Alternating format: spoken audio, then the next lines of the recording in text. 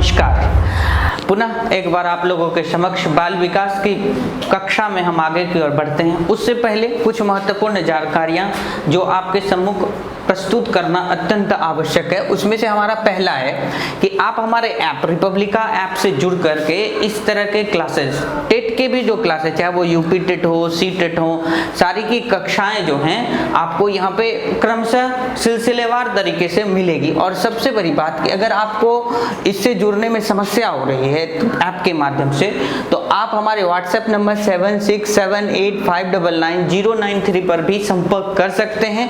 और व्हाट्सएप पर जब संपर्क करेंगे तो आप अपना नाम और कोड के तौर पर TET लिखना नहीं भूलेंगे। इससे क्या होगा, हमें आपको पहचानने में और आप तक पहुंच बनाने में हमें आसानी प्राप्त होगी।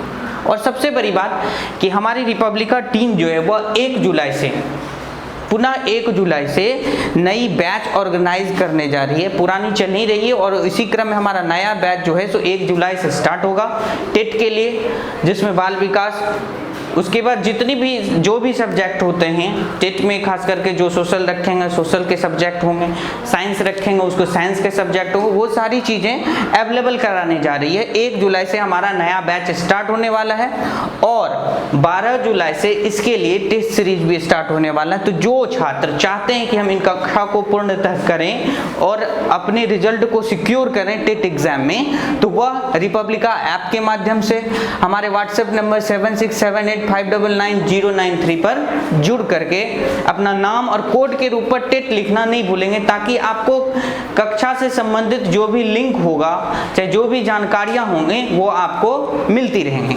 तो चलिए, हमने आपको 4 टॉपिक अब तक खत्म हो चुका है। हमारा बाल विकास की अवधारणा खत्म हो चुकी है, दूसरा बाल विकास की आवश्यकता क्या है वो खत्म हो चुका है, उसके बाद वृद्धि और विकास क्या है, कैसा है, उसके क्या अंतर हैं, किन विद्वानों ने उसके ऊपर क्या राय दिया है और विकास की विशेषता क्या है, ये सारे टॉपिक खत्म हो चुके हैं। तो आज हमारा टॉपिक है, जो कि नया टॉपिक होगा फिर, कि वृद्धि और विकास को प्रभावित करने वाले कारक कौन कौन से हैं। तो एक अगर हेडलाइंस के तौर पर देखा जाए तो वृद्धि और विकास को प्रभावित करने वाले कारक मुख्य रूप से पोषण होता है, बुद्धि होती है, प्रजाति होता है, रोग एवं चोटें होती है, आसपास का भी वातावरण होता है, विद्यालय का वातावरण, सांस्कृतिक वातावरण, आनुवांशिकता, ग्रंथीय स्राव और बीमारियां। बहुत तरह की बीमारियां होती हैं जो बच्चे के विकास को अवरुद्ध करती है। तो आइए इन कक्षा को बढ़ाते हुए हम देखते हैं कि किस तरह से पोषण जो है हमारे वृद्धि, बच्चों के वृद्धि और विकास को प्रभावित करता है। तो सबसे पहला टॉपिक आप इस तरह से लिखना शुरू कर देंगे, आपकी वृद्धि और विकास को प्रभावित करने वाले कारक। लिखने के बाद आप दूसरे पॉइंट के तौर पर लिखेंगे पोषण। पोषण किस तरह से वृद्धि और विकास को प्रभावित करती है, इस चीज को हम देखते हैं। समझिए, हर एक मानव गर्भकालीन अवस्था से लेकर के जीवन पर्यंत तक प्राणी को जीवित बने रहने के लिए पोषण की आवश्यकता होती है। अब एग्जाम्पल के तौर पर अगर इस चीज को देखेंगे हम, तो जैसे एक छोटे से बीज को बड़ा पौधा बनने में उर्वरक की आवश्यकता, खाद की आवश्यकता होती है, ठीक उसी प्रकार से हमारे जीवन में भी, मानव जीवन में भी गर्भधारण से लेकर के मृत्यु पर्यंत तक की अवस्था में जीवन अगर सही तरीके से चलाना होता है, आपको स्वस्थ दिखना होता है, निरोग रहना होता है, तो अच्छे पौष्टिक आहार की आवश्यकता होती है। अच्छे पौष्टिक आहार से मतलब संतुलित आहार। संतुलित आहार में जैसे कि हमें प्रोटीन की मात्रा, वसा की मात्रा, कार्बोहाइड्रेट की मात्रा, ये सारी चीजें, खनिज, लवण, विटामिन, इन सारी चीजों का एक संपूर्ण आहार जो होगा वो पौष्टिक आहार या संतुलित आहार कहलाता है। और यह क्या करता है, तो मानव के शारीरिक और मानसिक विकास में सहायक होता है। अगर इसका अभाव होगा तो वृद्धि और विकास लगभग प्रभावित होंगे। पुनः बुद्धि, दूसरी टॉपिक जो है आप लिखना शुरू करेंगे, बुद्धि। बुद्धि किस तरह से मानव को प्रभावित करता है, इस चीज को देखते हैं। बाल मनोविज्ञान के माध्यम से कईयों परीक्षण किए जाते रहते हैं, ताकि यह पता चलता रहे कि बालक के विकास या वृद्धि को अवरुद्ध करने वाले कारक क्या हैं। तो उसमें से उन्होंने एक परीक्षण के माध्यम से पता चला कि बुद्धि भी मानव विकास को प्रभावित करती है। किस तरह से, तो जो तीक्ष्ण बुद्धि वाले व्यक्ति होते हैं, चाहे बालक होता है जिसकी बुद्धि तीव्र होती है, वह अन्य बालकों की तुलना में काफी तेजी से सीख लेता है। तो जिसकी बुद्धि जितनी निपुण होगी, जितना वह आगे रहेगा, तीव्र होगा, उसके सीखने की क्षमता, उसके वृद्धि की क्षमता या विकास की क्षमता उतनी अत्यधिक होगी। अर्थात बुद्धि भी एक ऐसा कारक होगा जो विकास को और वृद्धि को प्रभावित करेगा। पुनः हमारा तीसरा टॉपिक है प्रजाति। प्रजाति, जिसे अंग्रेजी में रेसेस भी कहा जाता है। बहुत भी वैज्ञानिक अर्थात मनोवैज्ञानिक यह भी मानते हैं कि समाज में बहुत सारी तरह तरह की प्रजातियों की बात होती है, जातियां होती हैं। तो इस सब तरह की बातें जो हैं बालकों के मन को या फिर उसके वृद्धि को और उसके विकास को प्रभावित करता है। किस तरह से कि वैज्ञानिक मानते हैं कि एक प्रजाति के लोग दूसरी प्रजाति से न केवल शारीरिक गठन वर्ग, अब जैसे कि दक्षिण अफ्रीका के लोगों को आप रंग, वर्ण, शारीरिक कद काठी इस चीजों को देखते हैं, वही रूस के लोगों का देखते हैं, वही भारतीय लोगों का देखते हैं, तो सभी अलग अलग प्रकार के होते हैं। तो यही चीजें जो वह क्या करता है, लोगों की न केवल शारीरिक गठन, वर्ण और आकृति में भिन्न होते हैं, अपितु मानसिक योग्यता भी जो होता है और बुद्धि दोनों अलग अलग होती है। तो यही चीजें हैं। बल्कि एक विद्वान है हॉरलॉग इस चीज को नहीं मानते हैं, कि वो कहते हैं कि मानव में इस तरह की बात नहीं होती, फिर भी ये चीजें होती हैं और वो कुछ न हद तक प्रभावित करती हैं। पुनः हम आगे रोग और चोट। तो रोग और गर्भकालीन अवस्था से लेकर के बाद की अवस्थाएं जो भी हैं उसमें कभी आपको बाल्यकाल में ही चोट लग जाए या कुछ बीमारियां हो जाएं, इससे भी क्या होता है तो बालक के वृद्धि और विकास दोनों ही चीजें क्या होती हैं, प्रभावित होती रहती हैं। बचपन में अगर कोई गंभीर बीमारी हो जाए या कोई मानसिक आघात हो जाए तो उसका जो दुष्प्रभाव होगा वह बालक के शारीरिक और मानसिक दोनों पर प्रभाव पड़ेगा। तो ठीक यही चीज कहा जा सकता है कि रोग और चोट जो है सो मानव के विकास को प्रभावित करता है, विकास को या वृद्धि को दोनों को प्रभावित करता है। अब फिर अगले टॉपिक की ओर हम चलते हैं, यानी कि आसपास का वातावरण किस तरह से बच्चों के वृद्धि और विकास को प्रभावित करता है, यह चीज भी देखना इंपॉर्टेंट है। घर के वातावरण के साथ साथ बालक जिस वातावरण में रहता है उसका प्रभाव उसके ऊपर तथाकथित रूप से देखने को मिलता है। अब इस चीज को स्पष्ट करते हुए हम इस तरह से समझते हैं कि आप सही तरीके से देखिएगा तो बालक जो कि कुछ बच्चों के समूह में रहता हो वहां उसकी बुद्धि और विकास की दर, और जहां पर बच्चा एक एकल परिवार में रहता हो वहां उसके वृद्धि और विकास की दोनों में भिन्नताएं होती हैं। जहां अगर 4-5 तरह के लोग 4-5 तरह की बातें करेंगे तो उसके बुद्धि का विकास उस अनुसार होगा, लेकिन जहां 2 तरह के ही लोग होंगे, एक ही तरह के लोग होंगे, वहां पर बातें भी एक तरह की होंगी, जिससे क्या होगा उसके बुद्धि में विकास यथासंभव कम होगा, जिस कारण से उस बच्चे का वृद्धि और विकास कुछ हद तक अवरुद्ध होगा।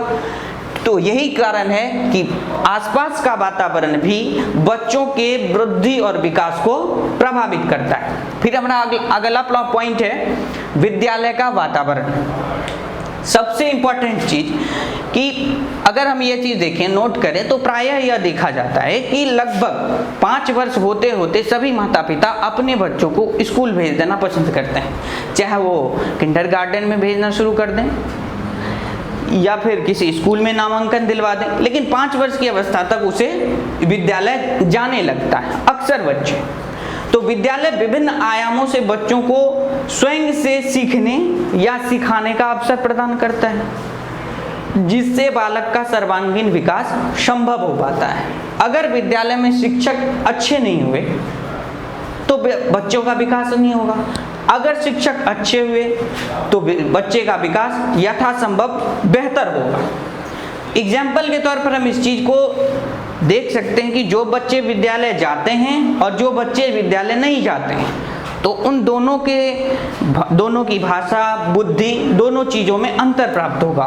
उससे भी सटीक एग्जाम्पल अगर आप लेना चाहते हैं तो आप कहीं कहीं देखते होंगे कि अब सरकारी स्कूल की जो महत्ता थी वो हद तक कम होती जा रही है। उसका प्रमुख कारण क्या है? शिक्षकों के अंदर गुणवत्ता का अभाव। तो यही चीजें हैं कि सरकारी स्कूल की तुलना में हम प्राइवेट स्कूल की ओर ज्यादा रुख जो कर रहे हैं वह इसी विद्यालयी वातावरण को लेकर के कर रहे हैं, जो कि बच्चे के विकास को, वृद्धि को हद तक प्रभावित करती है। अब सांस्कृतिक वातावरण, नेक्स्ट टॉपिक है हमारा सांस्कृतिक वातावरण। इस चीज को देखते हैं। बालकों के विकास में समाज और देश में विद्यमान जो संस्कृति होती है उसका भी महत्वपूर्ण प्रभाव पड़ता है। आप एग्जाम्पल के तौर पर देख सकते हैं कि भारतीय संस्कृति में रहने वाले बच्चे अपनी माता पिता या फिर उनका जो वैवाहिक संबंध होता है उस बारे में उसकी इच्छा या फिर उसकी जो चित्त होती है उसको देखें आप, अर्थात भारतीय संस्कृति भारतीय कल्चर को देखें। ठीक इसके विपरीत वेस्टर्न कल्चर अर्थात यूरोपीय कल्चर को या पश्चिमी देशों के कल्चर को हम देखें, दोनों में बहुत सारी भिन्नताएं आपको देखने को मिलेंगी। तो यही चीजें हैं कि सांस्कृतिक वातावरण भी बहुत महत्वपूर्ण होता है बच्चों के वृद्धि और विकास में। अगर यह सही तरीके से इसका भी विकास नहीं होता है तो वह भी बालकों का वृद्धि और विकास अवरुद्ध हो जाता है। पुनः हमने एक टॉपिक बनाया है आनुवंशिकता। आनुवंशिकता यानी हेरिडिटी। आनुवंशिकतावादियों अर्थात जो मनोवैज्ञानिक हैं जो इसके ऊपर शोध किया है उनका मानना है कि जैसा बीज होता है फसल भी वैसा ही होता है। हम कभी कभी देखते हैं कि हम लोग हाइब्रिड बीज लगाते हैं पौधे का या मक्के का या फिर गेहूं का या धान का, तो फसल अच्छी होती है। ठीक वही चीजें हैं कि उनका मानना है कि अगर बीज अच्छे होंगे तो फसल क्या होगा, अच्छा होगा। अतः स्वस्थ और प्रतिभाशाली माता पिता जो होंगे उसका संतान भी स्वस्थ होगा और उम्मीद रहती है कि वह प्रतिभाशाली होगा। वहीं अगर शारीरिक मानसिक रूप से दुर्बल व्यक्ति माता पिता हैं तो उनके बच्चों में कुछ न कुछ दुर्बलता या कृष्णका अर्थात जिसे विकलांगता कहते हैं वह होने की संभावना प्रबल रहती है। अतः आनुवंशिकता भी वृद्धि और विकास को प्रभावित करने वाला एक प्रमुख कारण होगा। ग्रंथि स्राव, ग्लैंड। तो हमारे शरीर में बहुत सारी ग्रंथियां हैं, बहुत सारी अंतःस्रावी ग्रंथियां पाई जाती हैं। ये स्राव हमारे शारीरिक और मानसिक विकास को भी प्रभावित करता है। जैसे कि थायराइड ग्रंथि के निकलने से थायरॉक्सिन शारीरिक और मानसिक विकास के लिए आवश्यक होता है। थायराइड एक ग्रंथि है जिससे थायरॉक्सिन निकलता है। थायरॉक्सिन के स्राव से क्या होता है कि हमारा शारीरिक और मानसिक विकास संभव हो पाता है।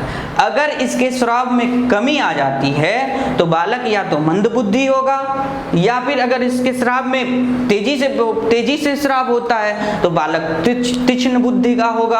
अर्थात यह कह सकते हैं कि हमारे शरीर के अंदर जो पाई जाने वाली ग्रंथियां हैं वह बहुत ही महत्वपूर्ण और वृद्धि और विकास के लिए सार्थक सिद्ध होता है। पुनः हम बीमारियां लिखें यहाँ पर, इसका तात्पर्य है कि इसके अलावा भी बहुत सारी बीमारी है जो कि समाज में विद्यमान है। किस रूप में विद्यमान है तो लिंग भेद के रूप में विद्यमान है। अभी भी समाज में बहुत जगह यह चीज देखने को मिलता है, लड़के लड़की के मध्य भेद।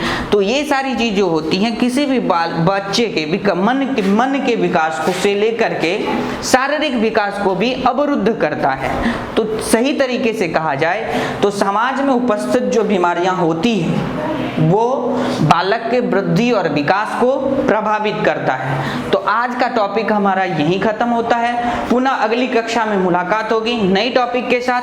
तब तक के लिए आपको एक चीज और बताते चलें कि हम एक टॉप कार्यक्रम के रूप में टॉप 4 टेट ऑनलाइन प्रोग्राम के रूप में 1 जुलाई से हमारा नया बैच स्टार्ट हो रहा है। जो छात्र इससे जुड़ना चाहते हैं वो हमारे व्हाट्सएप नंबर 7678599093 पर अपना नाम और कोड के तौर पर TET डालना नहीं भूलेंगे। उससे हमसे संपर्क करें और रिपब्लिका ऐप जो आप गूगल प्ले स्टोर से डाउनलोड कर सकते हैं उसे भी आप जल्द ही डाउनलोड कर लें ताकि आपके समक्ष हमारी सारी कक्षाएं उपस्थित होंगी ऑनलाइन के रूप में। और सबसे बड़ी बात कि 1 जुलाई से हमारा ये प्रोग्राम स्टार्ट हो रहा है टॉप, और 12 जुलाई से हम टेस्ट सीरीज स्टार्ट करने जा रहे हैं। सीटेट के हो या स्टेट, जो सीटेट के एग्जाम कैंसिल हो गया है उसे भी देखते हुए हमारा ये प्रोग्राम चल रहा है। तब तक के लिए धन्यवाद, नमस्कार।